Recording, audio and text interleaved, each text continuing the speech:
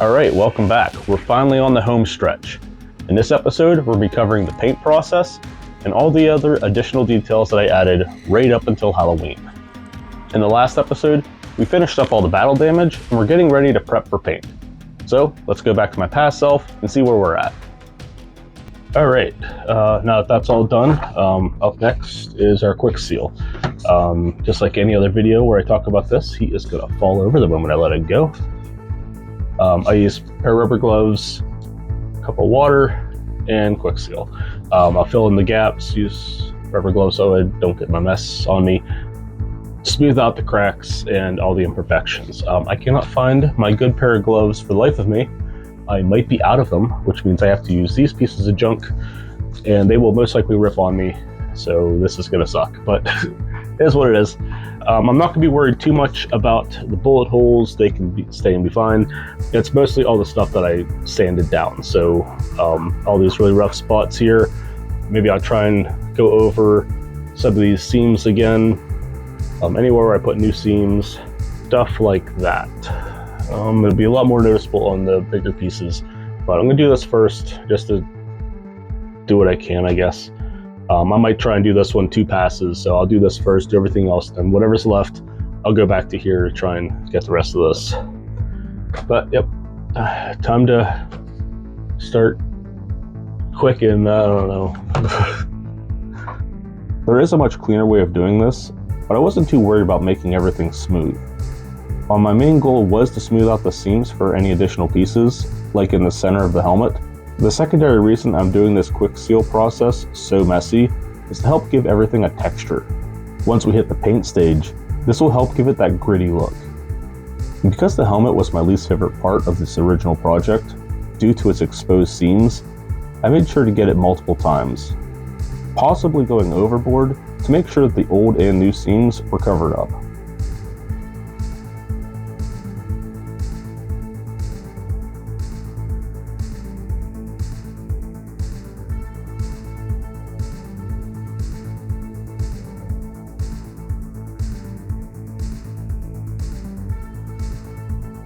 Alright, I got everything all sealed up. It's hard to even really tell that it is sealed up because of mostly everything that I touched up was already gray. But I have a couple cans of plastic up, so I'm going to go over all this one more time, try and get up some of the spots I touched. And then I'm probably just going to hand paint all the silver. Alright, let's take this all outside.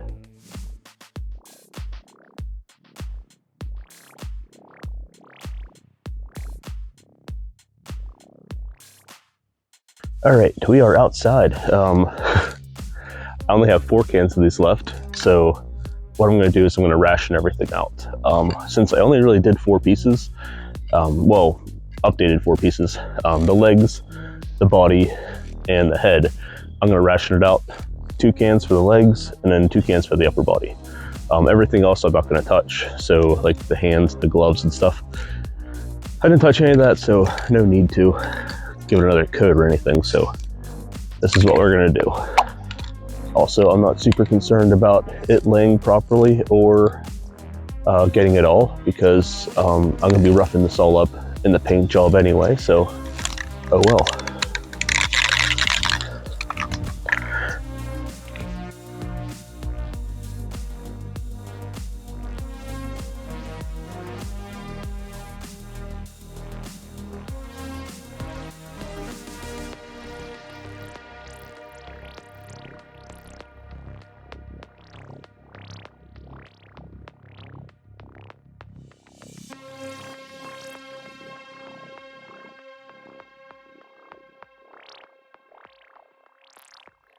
Also, is it a good idea to use plastic dip on an already coated surface?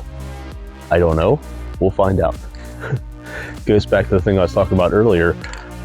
Halloween projects, best time to experiment. So if it does mess it up, 1, it's a Halloween project, who cares? 2, we learn something new. So Halloween's great.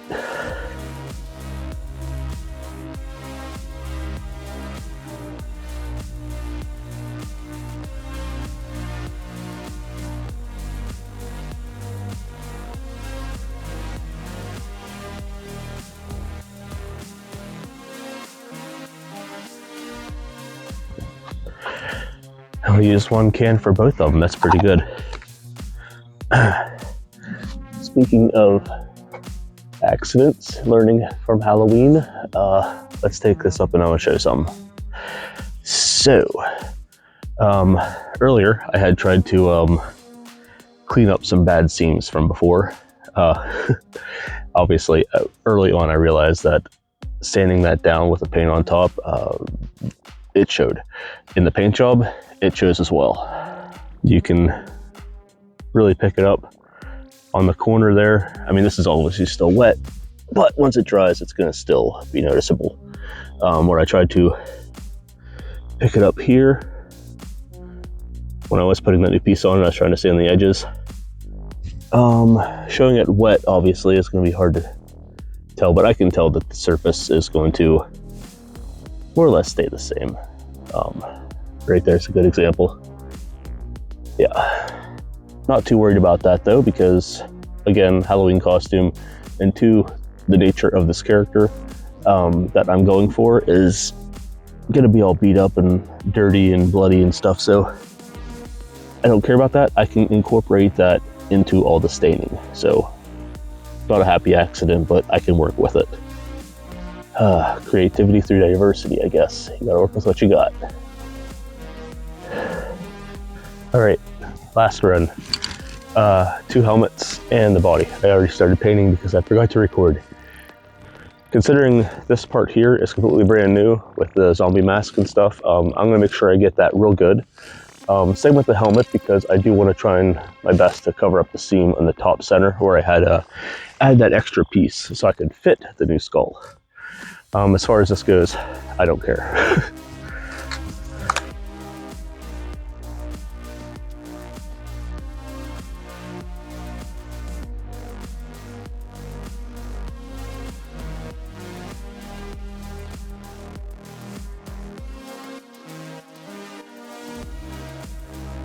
Okay, I'll let those 2 dry while I do this. Unfortunately, I am still down to 3 cans, so we're doing really good.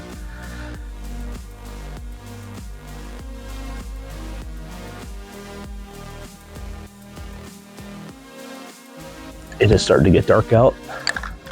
You probably can't tell right now, but there's probably 30 minutes of light left.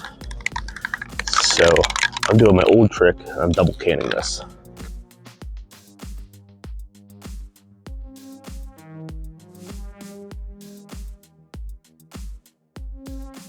The way I do this is I'll handle both at an angle like that. That way they're hitting it from 2 different directions. That way I get both my left spray and my right spray at the same time. But I try and keep them far enough away, that way they don't kind of hit each other and then just explode. Otherwise, your distribution's just a mess then.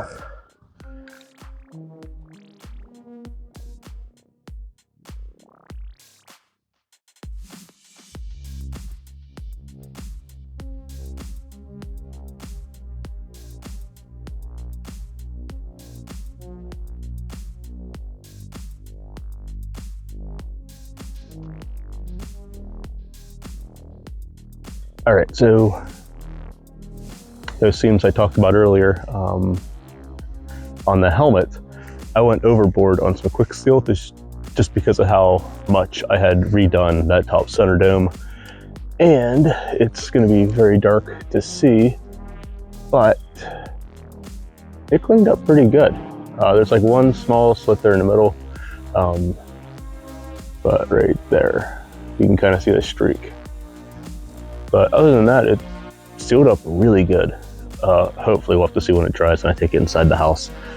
But other than that, I'm gonna let this sit out here for like an hour because it is cold out, probably 50 at most. I don't see my breath yet, so it's gotta be above 50, but low 50s for sure. So it's gonna take a while for this to dry. Then I'll take it all inside afterwards and start spending the whole night painting. A few moments later. Okay, so I just ran into another dilemma that I did not even think about. Painting might be short today and I'm probably not going to get everything done. I thought I had more of my metallic silver. I do not. So I'm gonna start with the small things first, see where I go.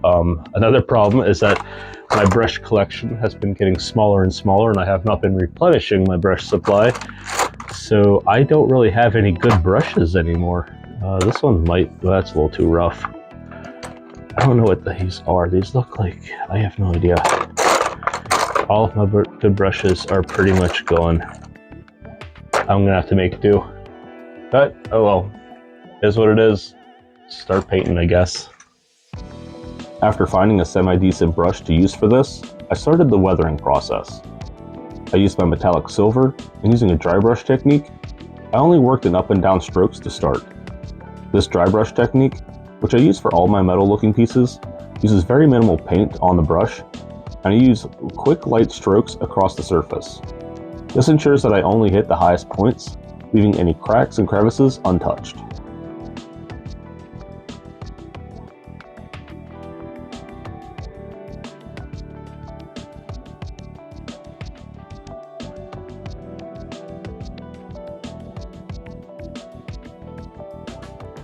So, before I start this, or while I start this, I guess, I might as well explain a little bit of what I'm doing here. So if you've noticed already, I am doing a very intentional up and down only stroke on this. That is because the effect I'm going for here is that he's been through a lot of, how do I say this? He's been out for a long time.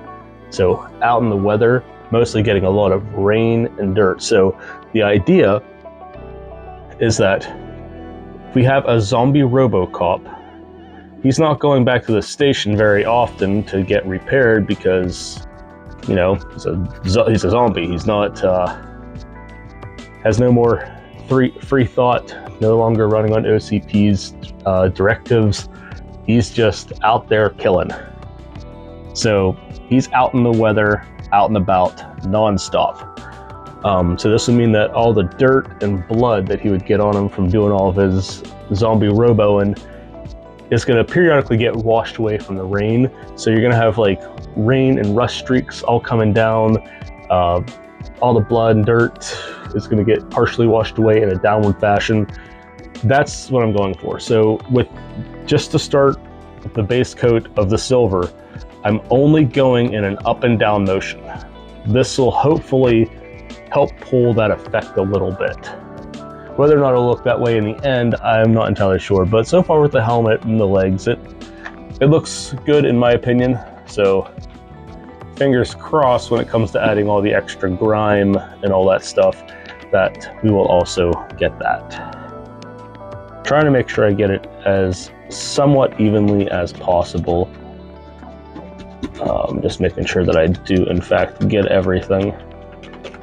Gonna try and, well, I already did kind of hit the pipes here. Let's just get them now anyway. Now they're at least noticeable. They'll probably get a nice coat of red or something anyway in the end.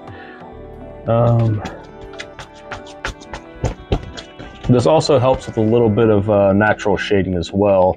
From just only doing these strokes, is adding a natural shading underneath things, kind of helping to accent some of that darkness that we're going to go for here. This is a fast method as well. It's also a little messy because you are going so fast and you're going to get a lot of splatter as well doing this, because you're hitting the edges so fast that it just flicks off the paint. It's okay though. I mean, if I'm going to hit anywhere, I definitely want to try and make sure that I get the actual battle damage as well. Really good. Mostly so I can just hit the ends of it. That way it sticks out more. This up and down technique is looking so good.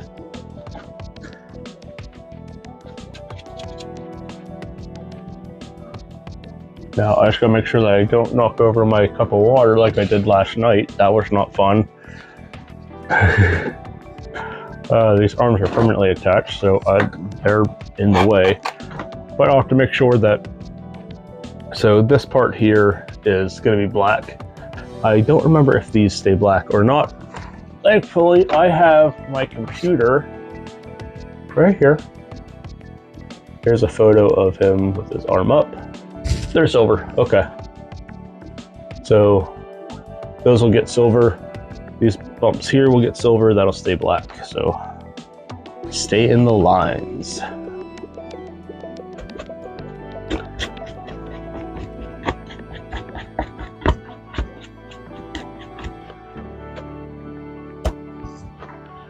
All right, let's finish off this side so we can move on.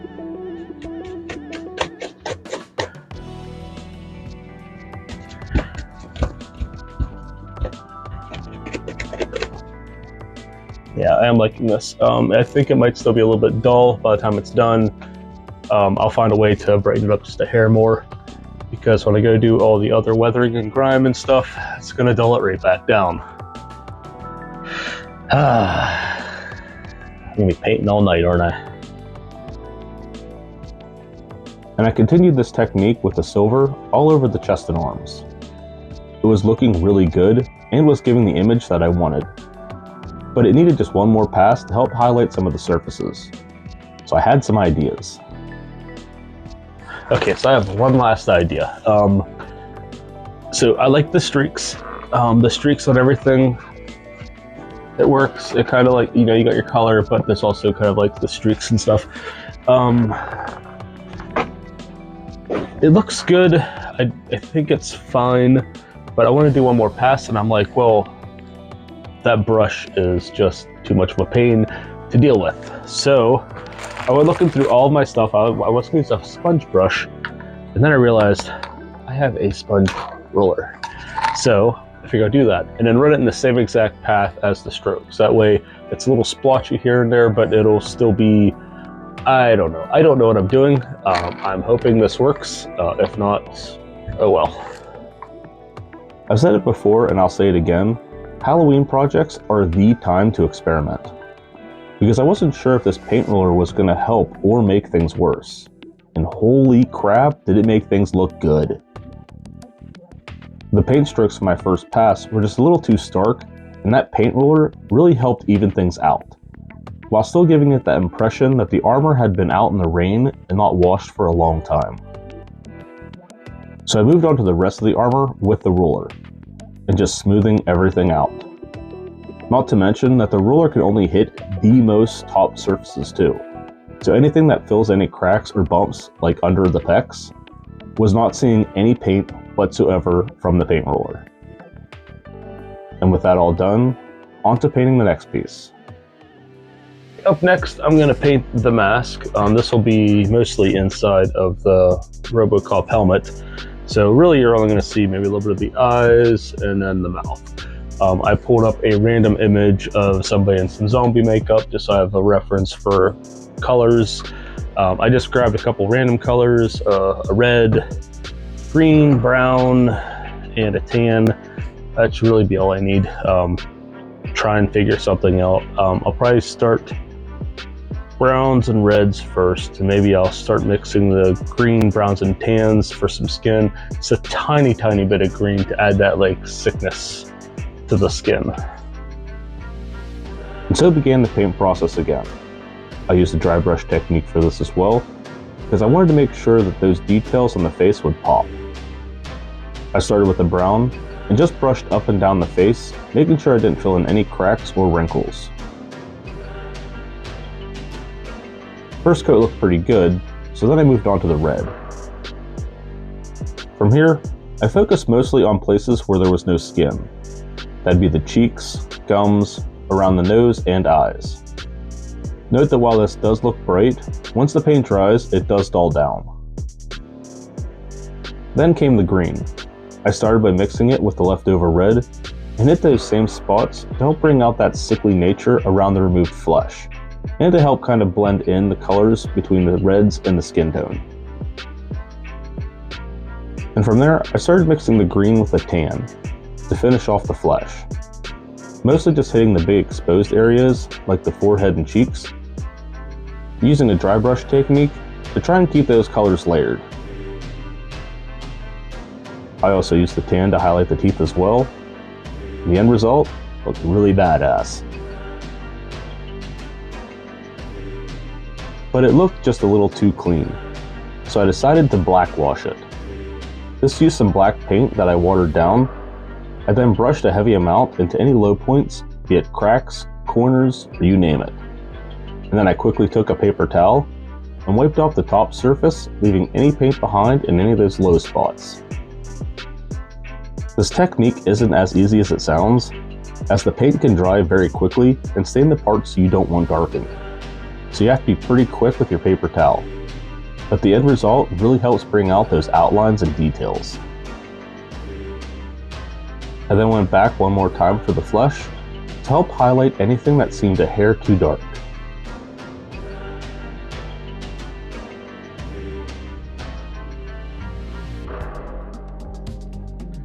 So, up next, give you kind of an idea, try to at least, of what we are dealing with.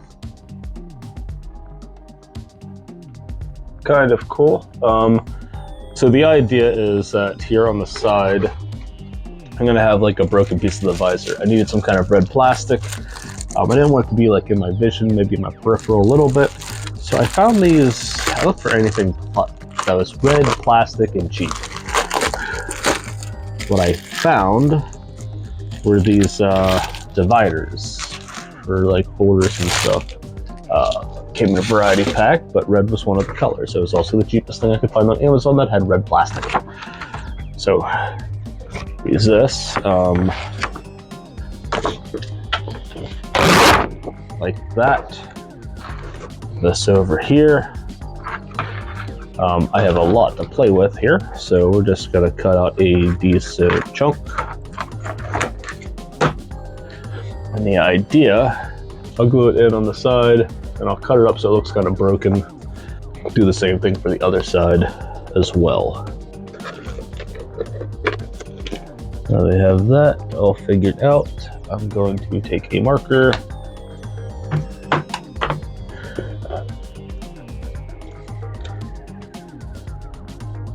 Like that. Accidentally drew on that bit, so hopefully that's not gonna, I'll just make sure it stays below. So we'll just lower that down a little bit. There. That'll be fine. Okay. Cut this out real quick.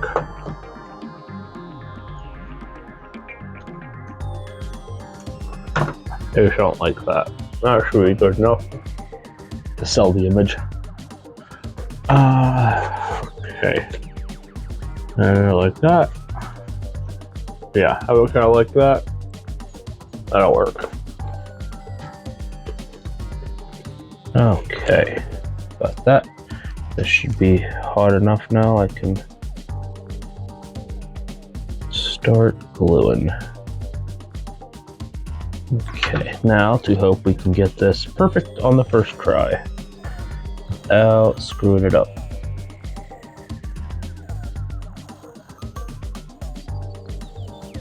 Huh. You ever see me on my videos licking my tongue and then touching hot glue? Old trick I learned in basic physics, you know, heat transfers. So you got any kind of like bit of water on your finger, it's going to transfer to that first before you. Basic concept of insulation. Does not work when handling a lot of glue, but something small and you're just trying to press it in, get it flat, cool it down real quick, it does the job. Alright. Now, I want to do the other side too. Maybe not as much, but let's go put that there. That gets the visor piece right off the end outside of my peripheral, so that's good. We'll probably do the right side as well. I mean, originally I'd thought about doing it the whole way, but I want to be able to see. Condensation from sweating while skating is going to cause that to fog up real quick. Okay. Now let's do another one for this side. Slightly outline that so I have an idea. Let's glue that too now.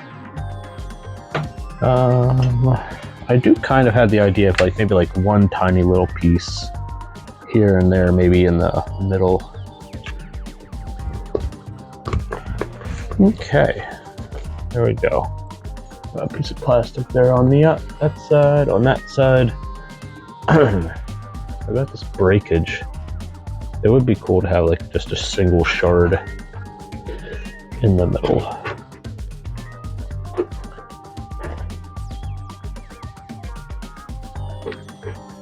Yeah, all right. Honestly, I think as much of a pain in the butt it would be, I might actually have to do it this way.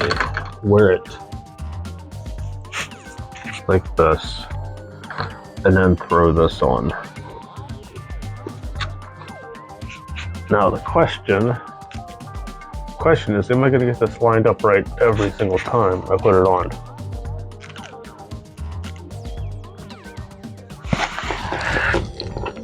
Yeah, I can pull it off like this, but I cannot put it back on. All right, so we're going to do it as a two-piece. Otherwise, it's going to be a complete and utter nightmare to just try and put on and off. Okay, well, let's call that done for now. I'm going to clean up my wiring mess, and then we're going to move on to goring up the armor. Before any more paint, I went back to the opening in the chest and used some hot glue to mimic bloody goop stretching across the exposed tubes inside. This was something I had mentioned in the previous video on applying battle damage. I did this to the chest and the two openings in the arms.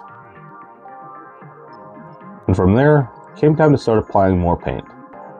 I started with some metallic copper.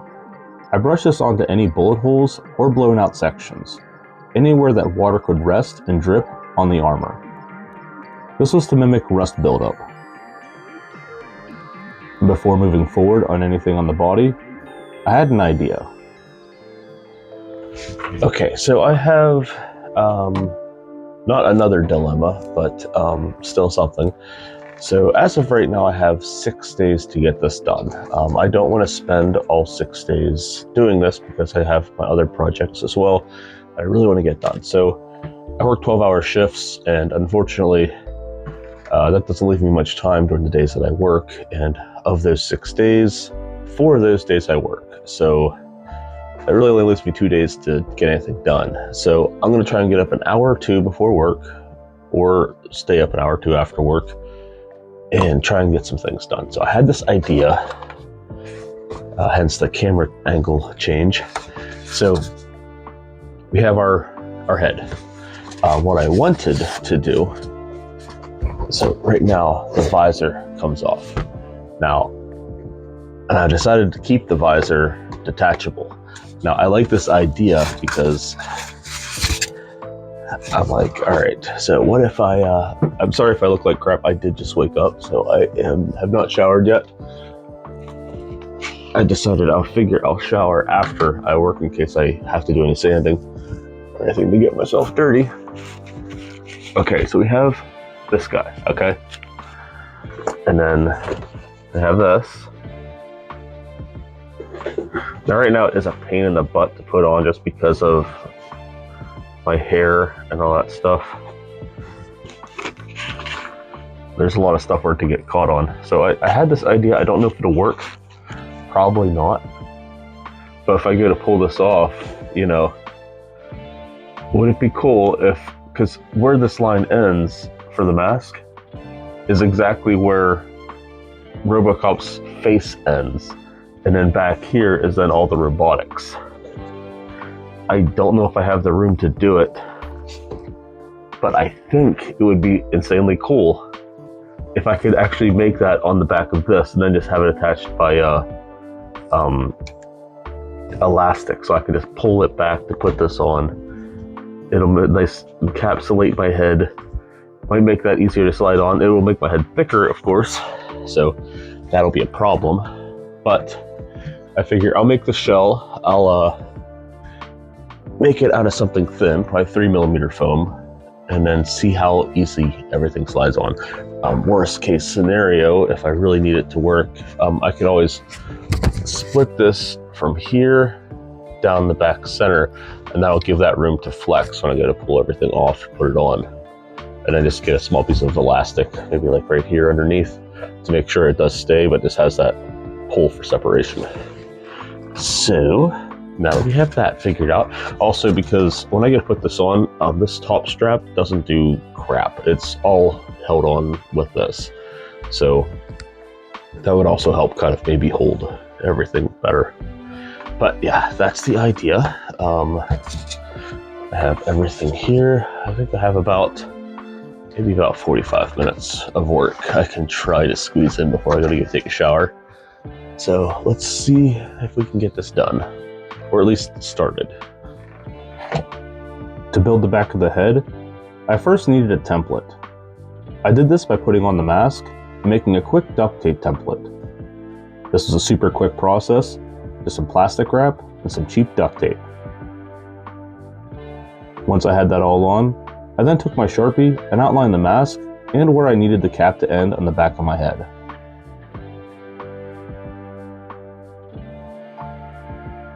Okay, so this turned out okay. I missed a couple spots, like here and there, but I think for the most part, I got the line for the end of the mask pretty good. Now I will have to do some creative changes because I'm looking at the original image over here on my monitor, and obviously he doesn't have the jaw plate when he takes his helmet off ever. For some reason, it just magically always disappears. But obviously we're going to keep this here, the chin piece, so that's fine. I'm going to take my marker now and kind of roughly draw out the shape. I'm only going to end up using 1/2. I drew a line down the center to get a rough idea of the center. It won't be perfect, but it'll do. I'm going to more or less take a wild guess because I believe his head goes lower, but I took this down to the base of my skull. Yeah, so it'll be simple. We'll have this piece here, this little piece here will be receded. We'll have the fake ears. I'll put the fake ears, well, it'll be above my ear, but it'll at least be center in that circle, like that. That way I can at least maybe hear something. And then these lines will kind of follow the path of that. Probably should be a little bit lower, but oh well. I mean, it is what it is. As long as it sells that image, it doesn't have to be perfect. It's a Halloween costume. I don't care. When do I? All right. I now have about 30 minutes of work before I have to get ready for work, so I'm going to try at least rip this up and then start transferring it to foam. With the template all made, I cut out my 1/2 and started cutting free all the individual pieces. I decided to do it this way because given the curvature of the cap, it will need a ton of relief cuts. So, I figured just using those details on the cap, they can act as those relief cuts. And with all those cut out, I transferred them to the thinnest foam I had, which I believe was 3mm. No fancy cuts, just straight cuts. Mostly everything was butted end to end, except for a few small spots, like the ears and the back of the head, which I cut a hair bigger because they would be recessed and glued to the inside.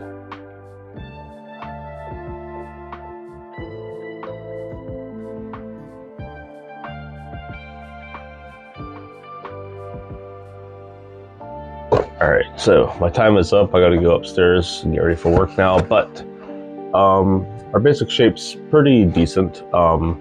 It's obviously gonna be cleaned up, detailed, and all that stuff, but it fits the back of my head pretty good, like that. And obviously it's a little rough, but I'll smooth everything out, clean it up. That'll probably be tomorrow's thing. And then I'll try and combine it with the other helmet and see how everything fits.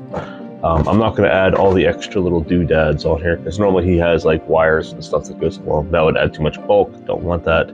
So we're just going to do the very basic shape with some of the metal stuff, and that'll be that. And then, you know, when we go to paint it, blood splatter, all that fun stuff. And yeah, all the fancy lines. But yeah, I'll do that later. I gotta get ready for work, unfortunately. A few moments later. We have our crappy little back cap made, kind of. Now to see how it fits with this.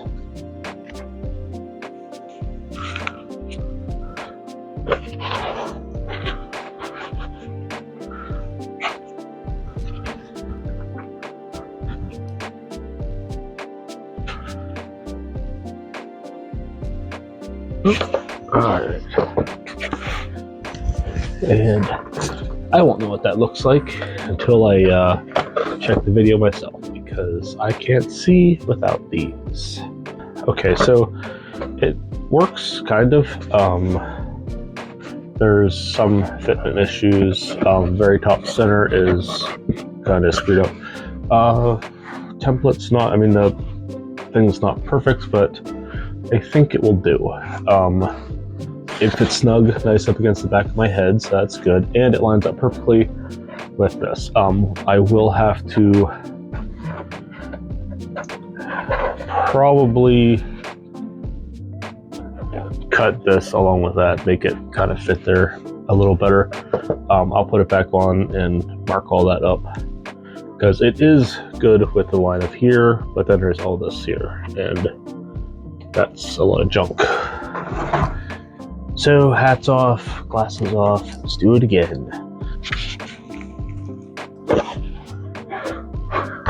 Okay, so this, I'm gonna tuck this in behind everything. Okay, there's one side. Alright, that should work.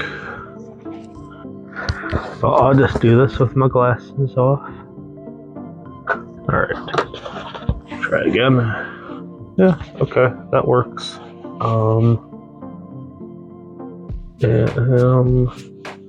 Snug enough with the back of the head. Okay, that'll work. Now all I gotta do is eyeball it with it actually on. Centered. Looks decent on this side not so much. I will have to go a little more on this side. Alright. And with fitment all done on the cap, I moved on to cleaning it up. I used my Dremel and attempted to try and clean up some of the seams and smooth out some parts, which kind of worked. I then brought out my heat gun to hopefully force the cap into a more rounded shape.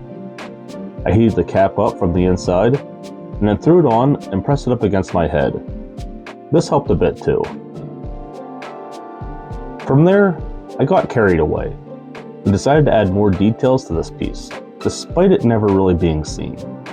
I pulled up a ton of reference images, and started drawing out everything that I thought I could add, from indented seam lines to vent holes. My original idea was to just carve a small slice into these lines and then open them up with my heat gun. But because the foam was so thin, my cuts had to stay really shallow, so the heat gun didn't really have much to work with in terms of opening these cuts up. So, since I'd already started this, I just dug V-cuts into all those lines. It honestly wasn't pretty, but the cap was kinda crap to begin with, so I didn't really care. It was just there to sell the effect if I was ever to take off the visor. Okay, so it is Monday. I need this all done by the weekend, although I have other projects, obviously, so I don't want to spend all week on this. Plus, I only have 2 days this week I can even really work before the weekend because of my work schedule. So what I did, I made a list of everything that I need done with this. Also, everything I need done with everything else. Scheduling is one of my hobbies, apparently. when it comes to crafting. It lets me stay on top of things, and I'm always behind, but it lets me keep track of where I'm at and where I should be. Anyway, so I'm just gonna give myself tonight to finish this up, and wherever I'm at, then it's done. Because again, it's just a Halloween costume. I should not be putting this much effort into it. So there's a few things first. The list isn't that long, but in terms of paint, only thing left, I need to repaint the shoe covers, and I need to paint this, the back of the cap, the back of the head. As far as this goes, there's a small chance that I might do something to maybe elevate the tip of the foot to get this up a little bit. Originally, when it came to skating, I had a huge problem with these because while my skate boot really did go to the more or less to like right here, this bit of extension really sucked for me because I love to roller skate, and especially considering that I like to shuffle skate as well, do normal tricks and stuff. I like to skate on my toes. These toes stuck out farther, and it made doing all that stuff a little harder.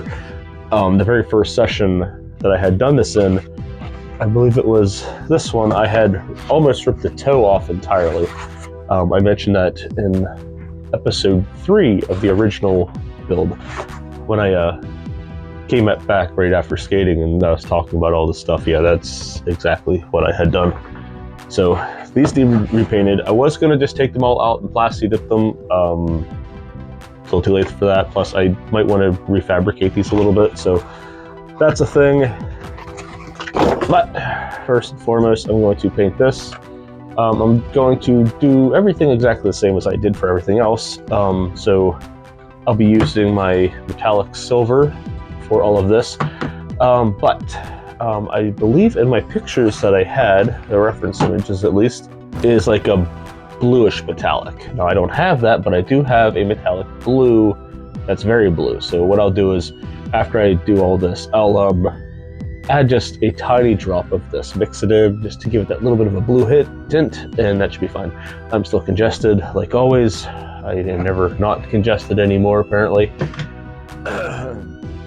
Okay, let's do this. So, just like the other parts, I did the same paint process.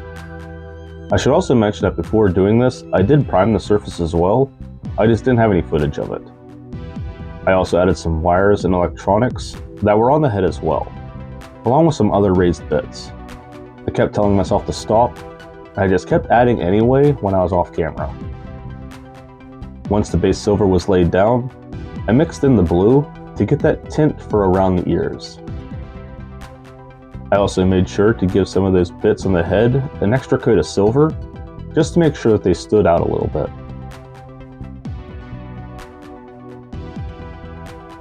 And I gave the center of the ears just a little hint of gold.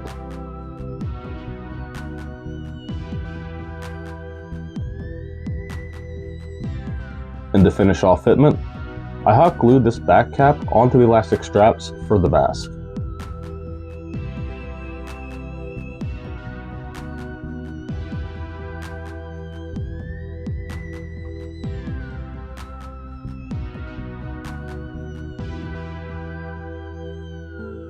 Okay, so we got everything here with the helmet done, ish, kind of. I had to do some sanding, I think, off camera for the inside of the helmet just to make fitment a little bit easier. Just that extra 3 millimeters of foam in the back of the head made everything a lot more snug. So I sanded off anything that was sticking up that could have been smoothed out, and it slides down in the head a lot easier. That's great.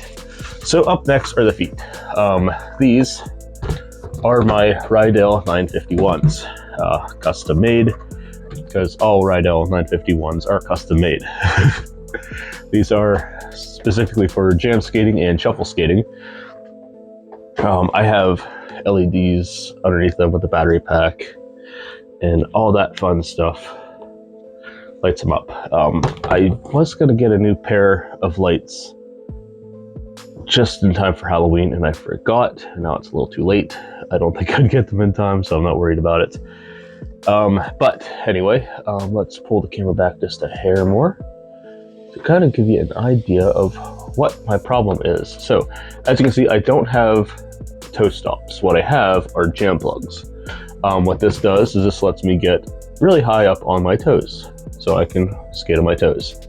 The way I had these designed to fit these shoes, that they fit insanely snug over the toe, is that now if I want to skate on my toes, I still can, but I hit my toes.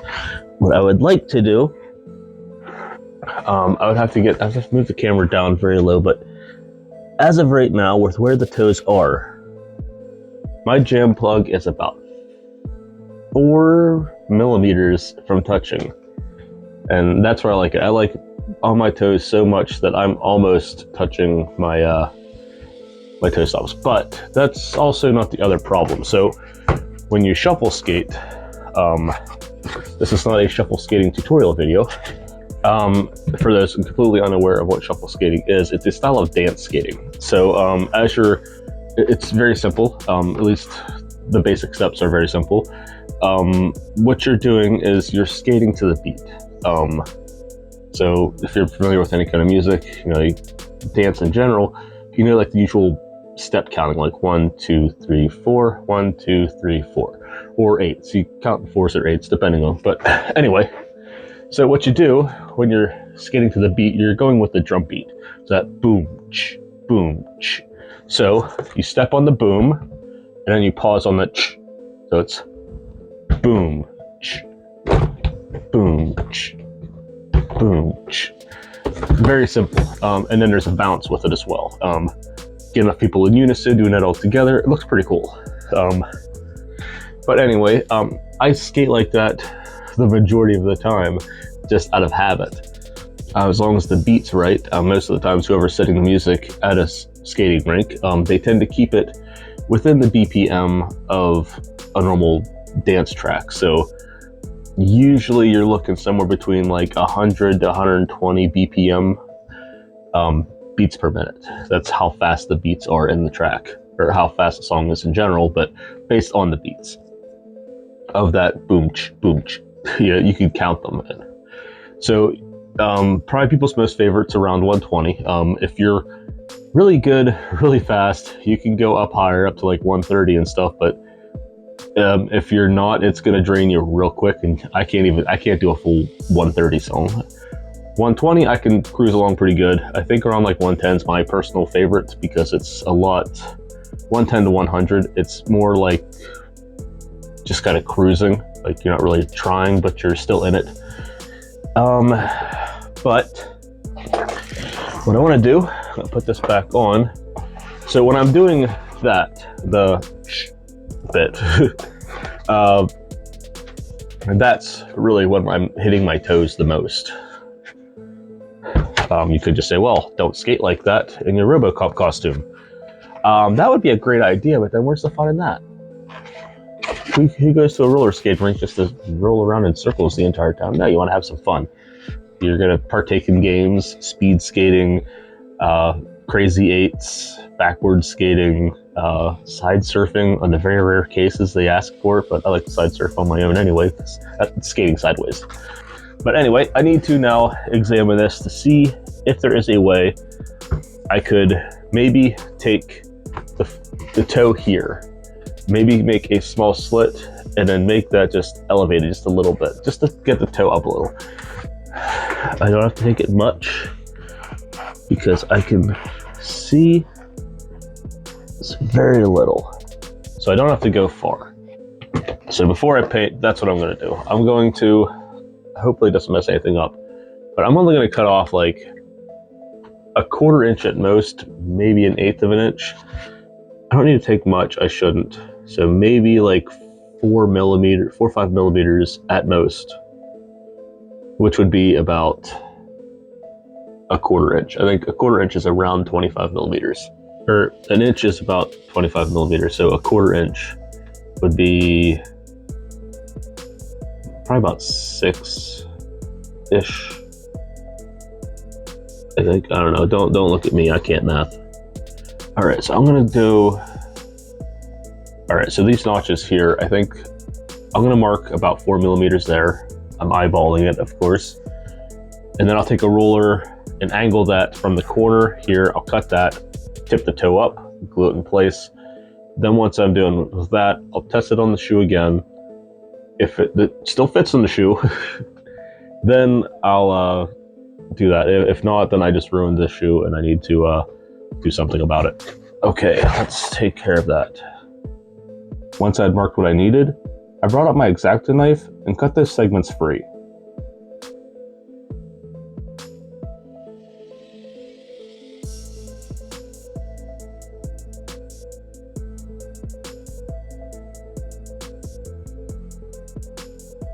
I then grabbed my contact cement and coated those 2 fresh surfaces.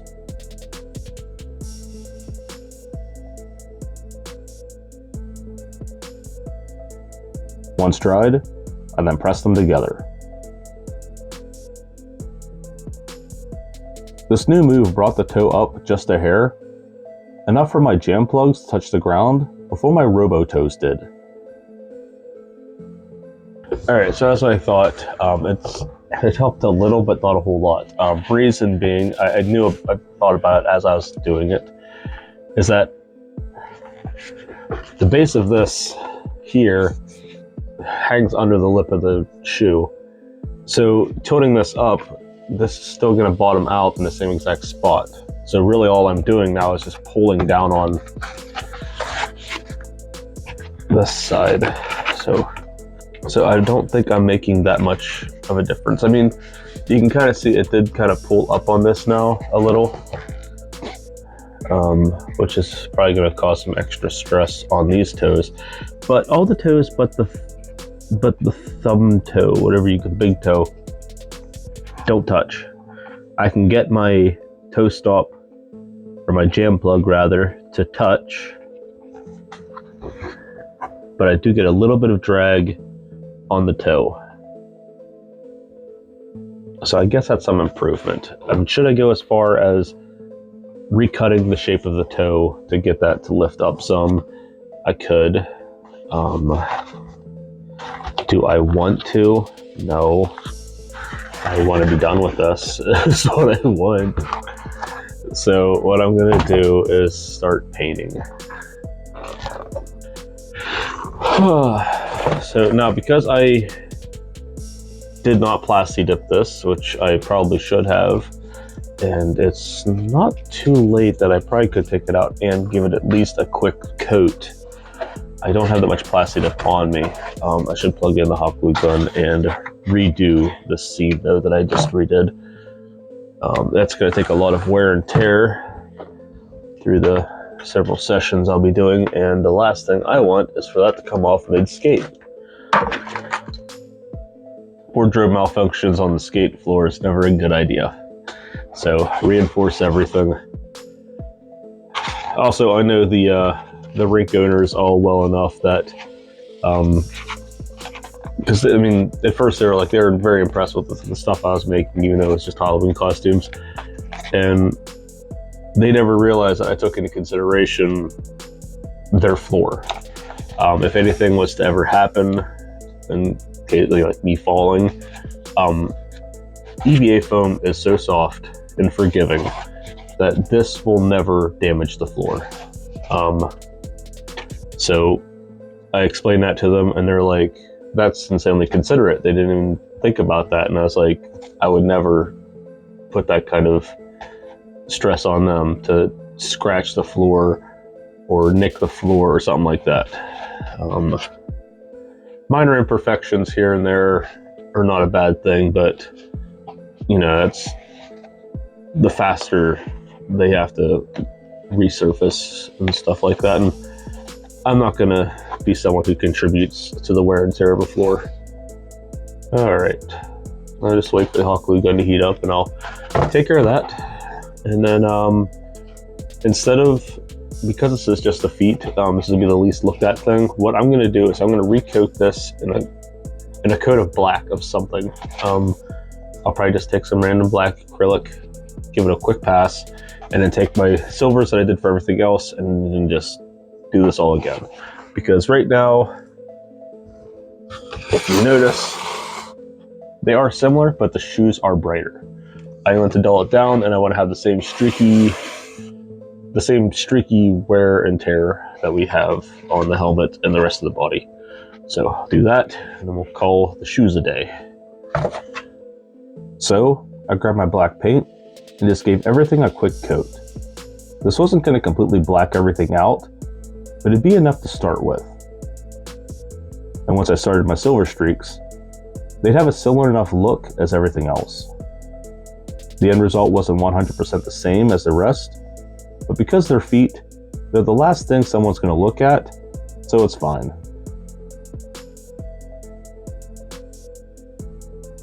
Alright, now that the boots are all done with the same kind of weathering, I'm going to go over all the armor pieces again one more time and give them one more coat of dirt, grime, and blood.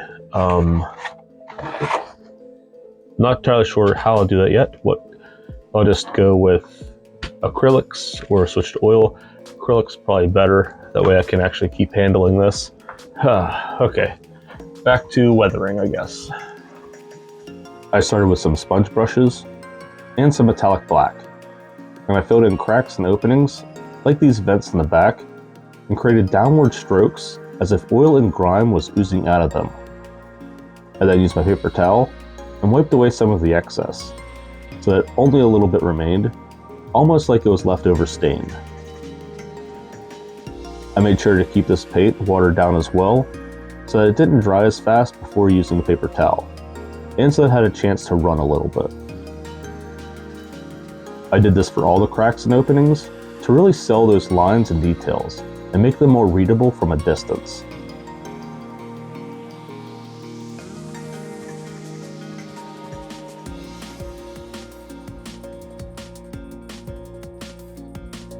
For anything raised, like the pecs and pieces on the arms, I made sure to only hit the inner and under portions with the black paint.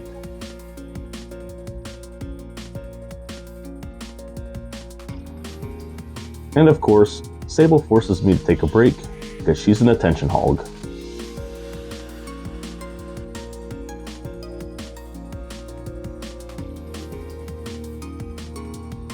Okay, so as you saw with the chest piece as I was doing this, there was a lot of vertical shading that I did, where I just took the brush and just kind of came down.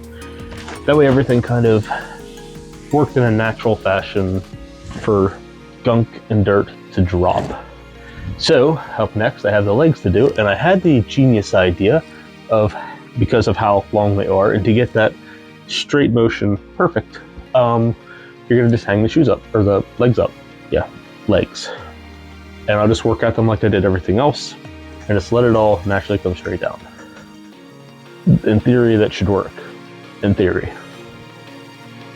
And I repeated this process all over again, both the left and right legs.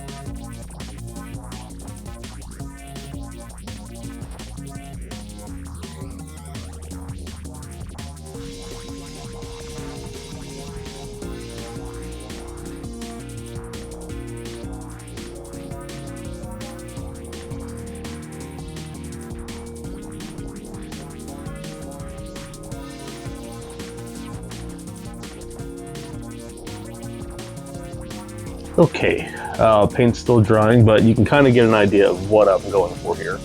We're doing an almost oily drip kind of thing. So anywhere above, like say on the trim up here, anything above that would rest and it would sit and dry. So I made sure I got on top of that. Anything below it would build up and drip. So I did that, and then I did streaks for that. And then for, say, like the circular part, I made sure I got a lot of that inner trim so it would kind of build in and then build up down here and then drip on its own. So there's a handful of drips there. Same with all the trims, made sure I got the outlines of it, and anything that stuck out over would drip down. I also got all the bullet holes as well, and kind of like got them a little bit as well with some of the dripping. I am going to go back over all of them in the end to do like blood and stuff like that. Although I understand Robocop should not have any blood in him at all because he's now a robot, but I don't care. It's Zombie Robocop. It's not supposed to make sense. So I got this done. I think I still can go over the helmet. So I'll do that real quick, and then paint will be done, I think. And the final piece to get oiled up is the helmet. Same thing as before, filled all the cracks, gaps, and whatnot, and let them all drip. The end result looks pretty cool. Wow. Hello. Okay, so the black oily work is done. Now it's time to go back over with the red. So you have your parts right here that I originally had done in red are now very, very faded. That's because the color I was using was also very faded. What I'm gonna do, I've already mixed it on my plate. I am mixing two reds, or a red and a copper. A gloss red so that it stays somewhat shiny and noticeable, and then a metallic red to kind of dull it down just a little bit, but also keep a little bit of shine. I am no expert. I am guaranteed that this is not going to be exactly what I want, but it will be close. I don't think I want to use a whole brush this time, so I'm going to cut through the plastic. Oh geez, well, doing that causes it to, well, do I really need this? Okay. Hey, that works. I'm going to throw the whole handle away, and now I have 3 sponges. Okay, that works. That works out even better than I was expecting because now I have 3 that I can work with. But yes, I'll use this, dab it in here, and I'm just going to, I have no idea if this is going to work. You get to experience this with me. Should I water this though? That's probably a good maybe, at least a little bit. Now the mixture I did, I just stuck with a 50-50. That way, if I need to make more, which I probably will, I'll at least know how to get that exact consistency and color. Okay, so let's do a couple pats.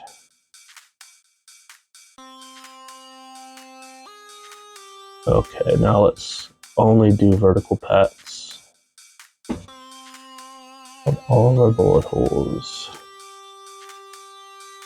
Try to somewhat maybe keep it inside the black that I had done previously. That way the black kind of outlines it just a little bit. That doesn't look too bad. Once it dries, that color is going to dull down just a little bit too, like it always does. This is going to go away real quick. Alright, just as long as I don't accidentally dip Robocop's arm in my paint tray. Oh, that would suck.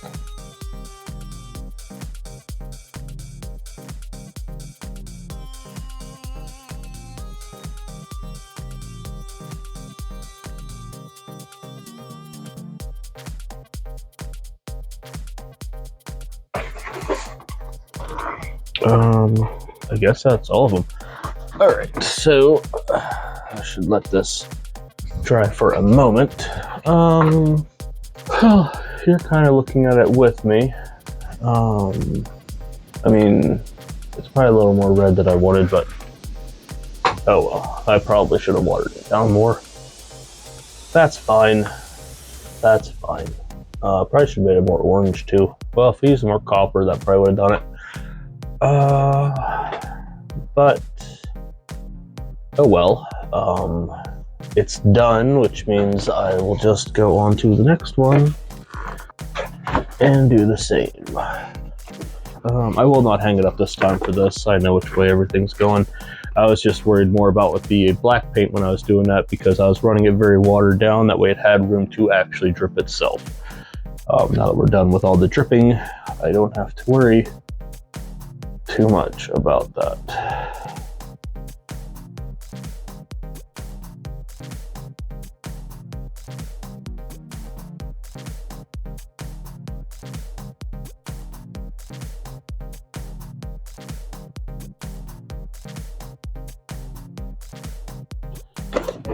Alright, so we now have our blood stains. I like the color. I'll have to see how it looks dried. It looks okay dried.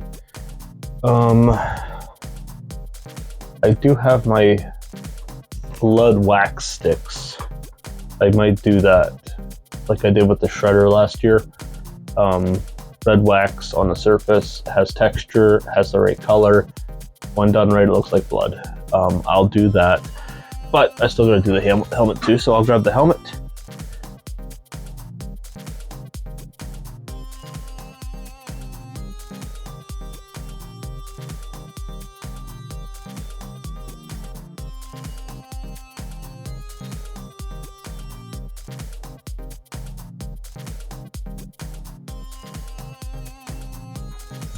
Throw that up because that's the last bit of red that I have. So yeah, so that's the kind of red we're going to have there. Now that's going to dry and obviously dull down, and once it does, then we go for our next coat of orange, or rather gold, more of a copper and gold.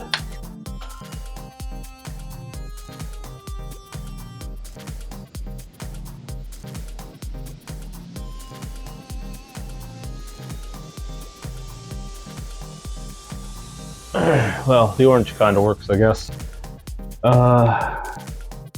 It seems to pull off the effect the best when I wipe it off afterwards.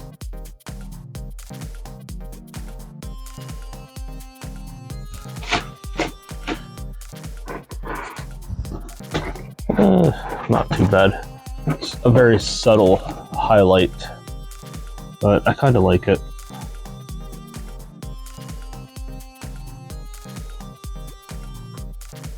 Alright, I'm gonna take a break and let this all dry, see how this all looks. Next, if I feel confident enough, I'm gonna do some wax blood splatter.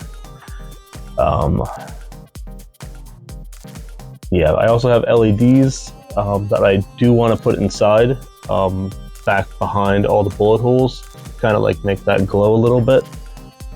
I'm hoping I probably won't get all of them, but maybe like the big openings. So like right here and then on the two arms. Don't have any big openings on the legs, but we'll see. A few moments later. Okay, I'm back from my break. Up next, I want to put the LEDs in here, or at least attempt to. What I have is some L-wire. I don't know how bright this will be as a backlight.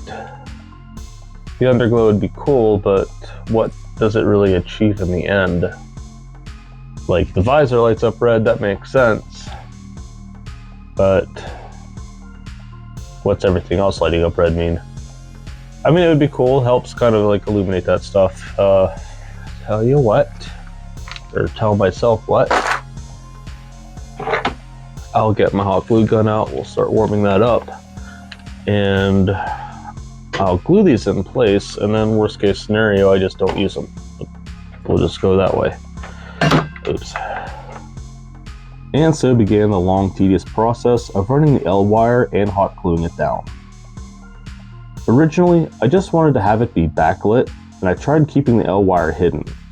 But L-wire isn't that bright, so eventually I embraced the mess that it was and started crossing it all over the openings, and just running it everywhere around the gashes in the armor from the inside.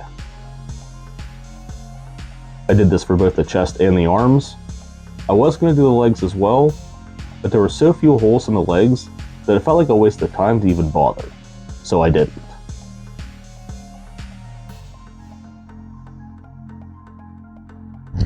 Alright, so I am calling it officially done with all the LEDs. I have one going into each arm with the L wiring, and then I have two wrapped around here in the chest to kind of really open all that up. So anyway, up next on my agenda is the blood splatter. The way I'm going to do this, I did this in my shredder video from last Halloween. Check that video out if you have not seen it. For that series, I guess. The way I'm doing that is with these. What these are, they are not hot glue sticks, they are wax sticks. They are red wax. I swear. It doesn't matter. But, so I have this all on, but I pulled out the stick, but obviously I still have some hot glue. So I'm gonna grab a random piece of scrap foam, which I so conveniently have laying by my feet. Shove this in the back. I'm just gonna use this to catch all the excess until I start seeing red. Now the wax will heat up a lot faster than hot glue normally does. That said, I don't prefer to go crazy with it. I do it in drops and smack the gun while I do it. Okay, we're starting to see red. We're about a half right now. Gotta get a little bit more out. Now we're all wax. Good. All right, I'm gonna let that heat up. I'll get my second stick ready because the first stick is almost the whole way in now. So I'm okay with him being in this kind of a position. I meant for him to be standing up, but this is fine too. The reason I am doing it this way, trying to at least, so I can have all the pieces kind of sitting similarly like this. This way when I go do the blood splatter, it can be maybe at least a little uniform in some spots from piece to piece. It's not gonna happen, but it is what it is. So just like when I was doing all the battle damage, I kind of want to tell a story. It makes the image of whatever it is you're doing sell a little better when you yourself not so much have something to say about it, but you know where you're going then. So for example, I have bullet trails along the chest, you know, because that means someone was firing an automatic weapon and it was ricocheting and going in a pattern. Stuff like that. Over here, it's a lot of heavy fire damage, so a very, very high caliber weapon hit here, did a ton of damage, both in the chest and on the arm, all in one general area. You know, something like that. That way, it looks like something actually happened, rather than just a mess all around. So, now I need to think of what kind of story can I tell with my blood? Well, not my blood. I'm gonna have to do this in sections for sure. So, maybe I'll put the hands away first. And we'll just do a story with the head and the chest. That way they kind of work together. I'm not entirely sure how to do this. It should be some kind of a, I'm just gonna kind of like hit here. Maybe the damage he received, the damage he gave. How's that? I think that works, right? Took a lot of damage here. It came from this direction. At least this came. So they got him there. They got his attention. He came this way, and sure.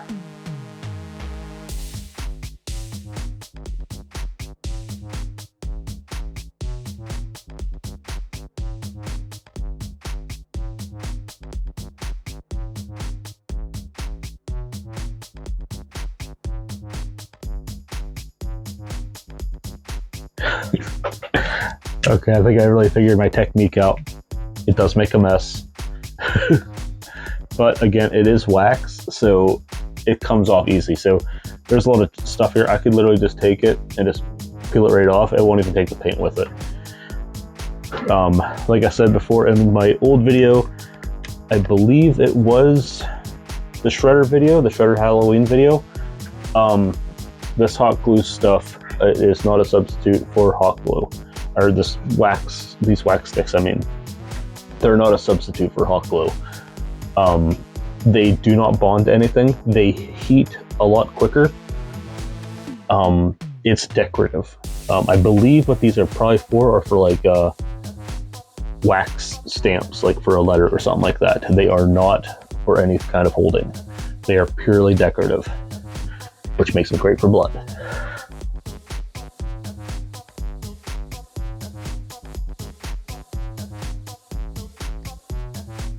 Right now I'm going way too many up and downs. I'm going to try and do some sides as well.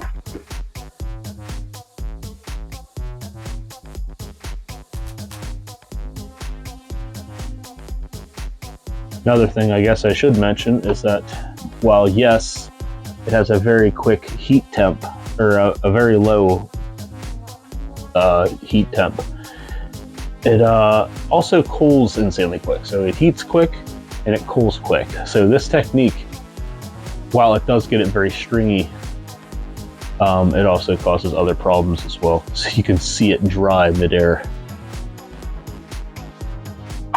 Quick, fast, effective. I am gonna have to take time and pull off all these stringy bits. There we go. So we're gonna have most of our blood splatter on the right. Now this would make sense if I did have the fake gun, because that would be the side he holds his gun on, and that would be the side he's doing all the shooting, but whatever.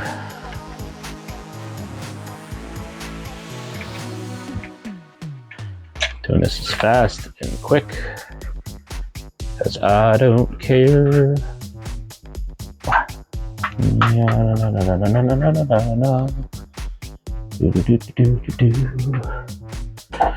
Blood, blood, blood, blood. Ah, that's hot.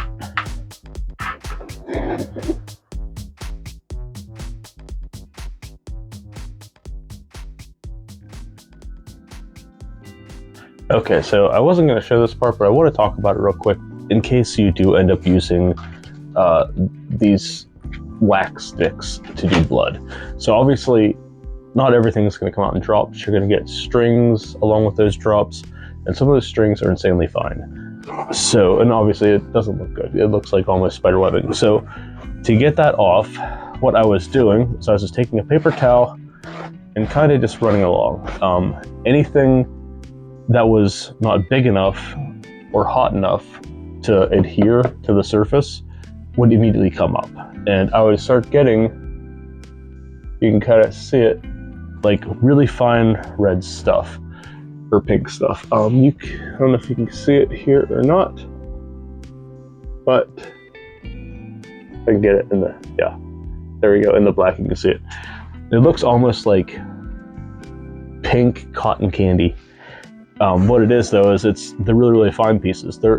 They weren't hot enough when they landed on this, so they didn't have enough heat to really hold themselves to, so they're already loose. So just running a paper towel across breaks them loose entirely, and then as I brush along, they just kind of all fall along and start clumping together, and it's easy to find, and it makes cleaning up all this a breeze.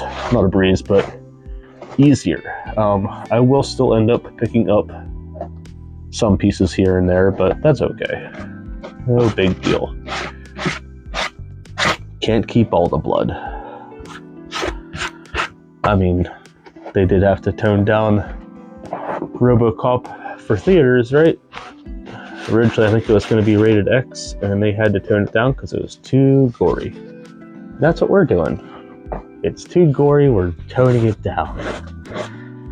Yeah. But after this, I am probably just going to call it quits.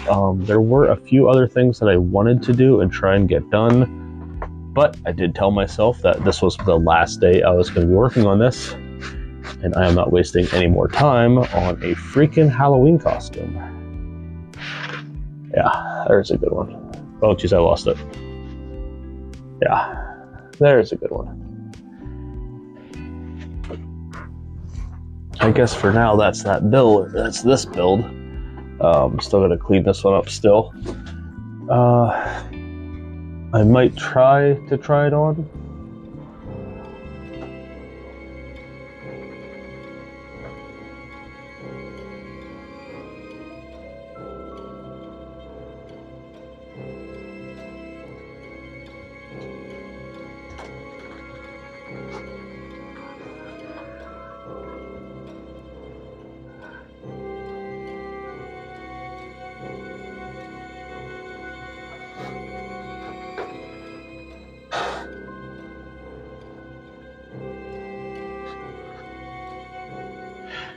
Alright, so that test fit went pretty good. I learned a few quick things.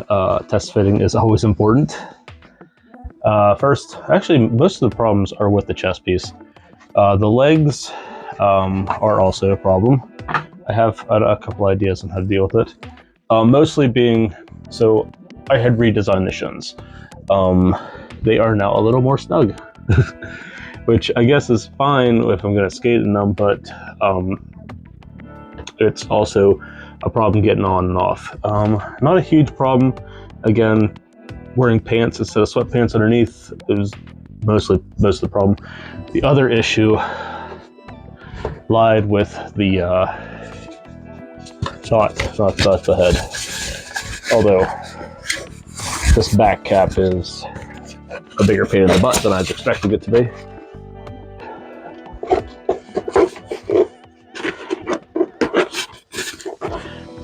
Getting this off and on in the back, it kept getting snagged. I think what I'm gonna do, because I think the lip on this, on the outer piece, is too sharp and it's getting caught. So I'm thinking if I round off the bottom end with the Dremel, that should work too. And then the biggest problem, I ripped out the wires in this arm, taking this off. One thing I was going to do and I completely forgot to do was that I wanted to lower this opening by about maybe a ½ inch. Reason being, getting it off, or getting it on's fine. Getting it off is another problem because I can get up so far and I have to get it so I can get my elbow out of the arm, and once I do that I can slide everything else out. I was not able to do that, so what happened was as I'm trying to do that, get my elbow out, it pulled the arm away from the chest. Now, the shoulder strap is elastic, and I was stupid, and I didn't give myself enough slack for that pull. So, when I went to pull everything, what happened, I pulled the wires apart on that side. Didn't happen on the right, so now I have to rewire it, which is fine. I have extra wires. I'll make it longer, give myself more slack underneath the arms, cut that extra bit out underneath the arm, inside the arm, so I can get them off as well. And I think everything will be fine. But other than that, test fit was good. From what I saw on the camera without my glasses, it looked good. So fix those few things, and I think I'll be fine. Getting the helmet on and off was also a snag issue, but I think if I round off the end, that'll fix that. If not, I'll figure something out, see what's going on. Because it's getting snagged on something, and it's something in particular because sometimes I put it off and on, goes on and off easy. Other times it's a pain and it won't go anywhere, both on or off. It's like it's stuck. So I gotta find out what it's getting snagged on and then remedy that. All right, you probably won't see me again now until skate time.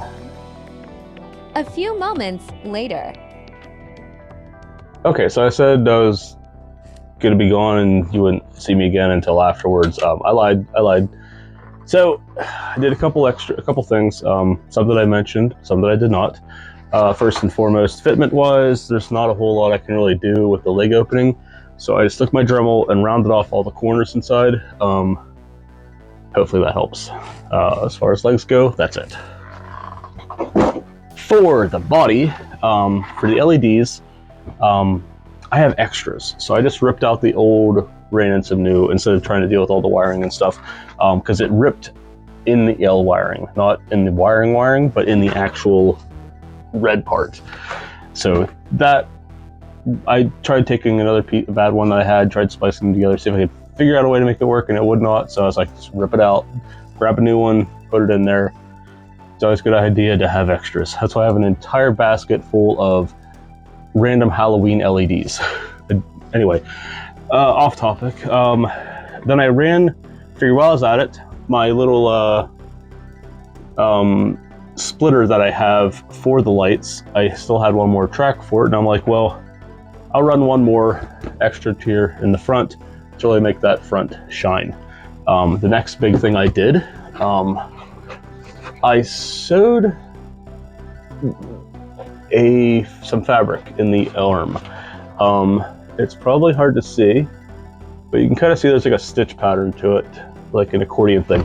Very similar to what I did for my Space Marine back here, that guy, and the joints that I did in that. I did that because, in all honesty, I don't feel like wearing a fancy shirt underneath this to kind of cover everything up. Cover up the elbows. Now I can just wear a t-shirt underneath and feel fine. Next up, we address the issue with the helmet. I rounded off some stuff on the inside. I am pulling this off the wrong way. There we go. So I think what is getting hung up on was if this isn't wrapped around my head properly, somehow it's getting caught here or on these. So the bottom side of this, I rounded all of this and then rounded off everything else inside. Anything that was at least somewhat square, I rounded it off. Then I gave a couple test fits after that, and it was fine. Another thing that I did, I added some black fabric to the inside of the mouth. So now when it opens up, you no longer see me. Now, we got rid of hiding my mouth, still have the issue of my neck. So I had one of these back in COVID. We bought a bunch of random masks like anybody else. I bought one of these because I thought it would be really cool for cosplay. This is one of those like neck sock things that people have. But the idea was pull my hair back like this, back straight, put this down over. So now not only are we going to cover up my neck, but we're also going to cover up my hair. And then for this, pull back the back cap, adjust my ears. That's back and nice and all fitted.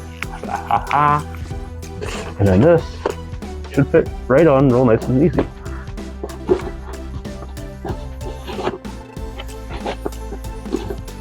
Not bad. Now,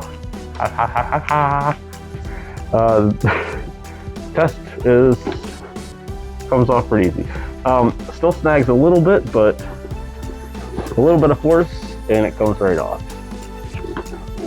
Yeah, before what it was doing was it was snagging so much that if you saw the one short that I put out, when I took it off, I was doing this.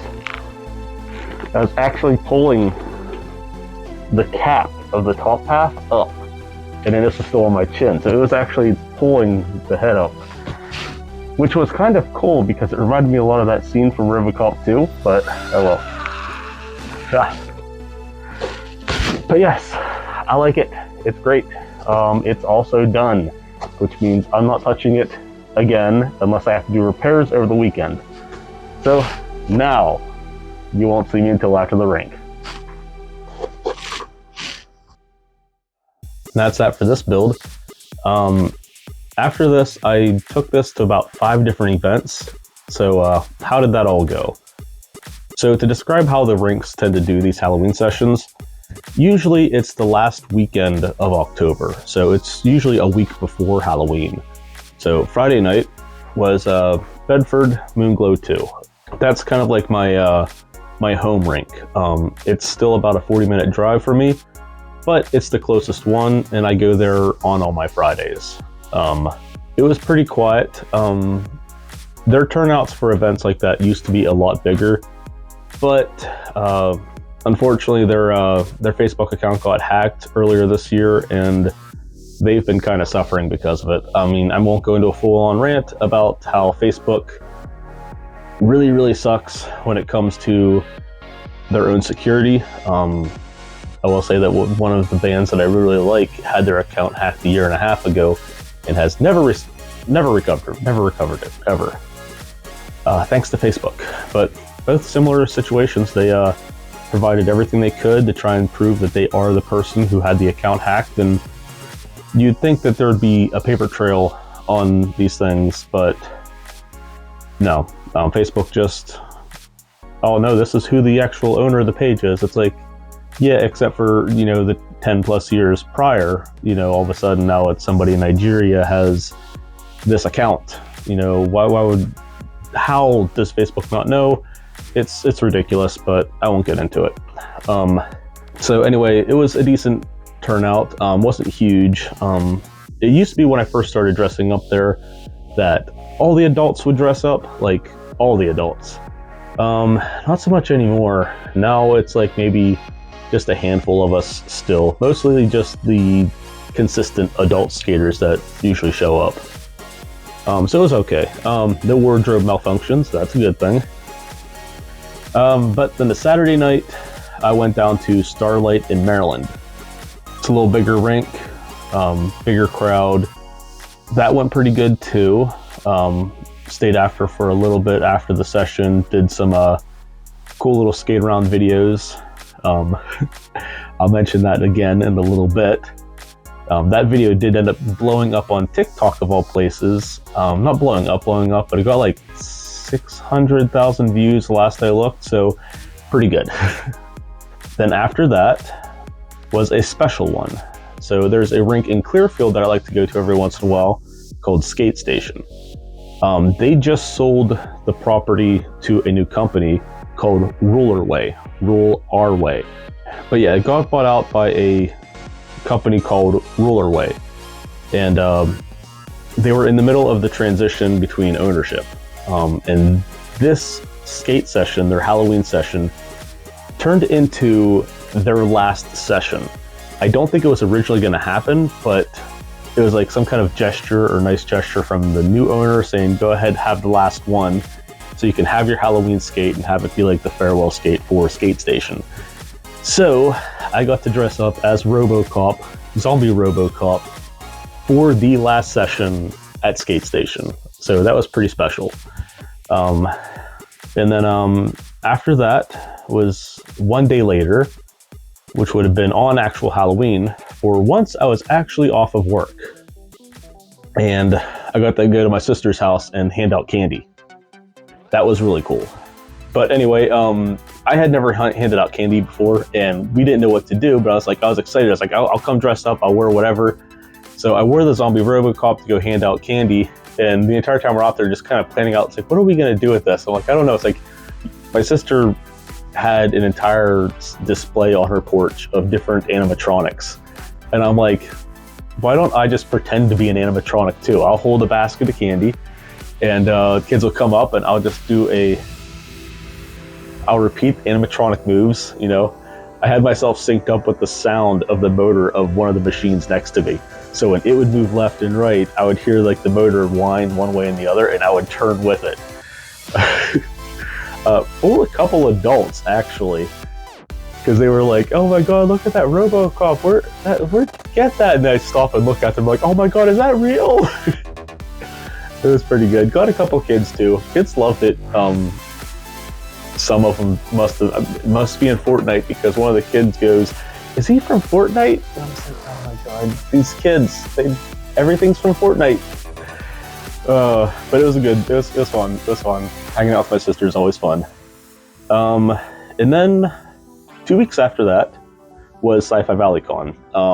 During that period, I was rushing to build my other project. This one here took up way too much time. Originally, all I wanted to do was just repaint it and add a couple things and be done. What was only supposed to take like 2 weeks to do, I spent an entire month of October getting this dumb thing ready. And that cut into my project for Sci-Fi Valley Con in November. I did get that done in time, and there will be a full video on that. But the funniest thing was, when I was at Sci-Fi Valley Con, I took it up there on Friday, just for casual reasons. I took it just to wear, to walk around, and I had several people stop me and go, "Are you the guy on TikTok on roller skates?" And I'd be like, "Yes, that's me." And they'd be like, "Oh my god!" I'm like, how? Like, I've never been recognized from the internet at a con. But yeah, that was kind of a first. I had one person last year recognize me from Instagram, but they were local, you know, like they were following other local cosplayers. So, but for someone to actually notice me for a video that went viral, no, it wasn't even that viral either. Like, it didn't hit millions of views. It was 600,000 views. That's not viral. I mean, to me, viral is like my one Space Marine suit up video I have. That hit like 6 million views on YouTube. So to me, that's viral. 600,000 views is not that viral. But I got recognized multiple times at Sci-Fi Valley Con by random people who saw that video and had to point it out to me and ask me if I was the same guy. I guess I should have wore the roller skates there. I didn't. I wanted to. But anyway, I'll try and combine some of the skate videos later and maybe put them in like their own little thing, hopefully. But until then, I'll stop rambling, and I will see all of you in the next one. Later.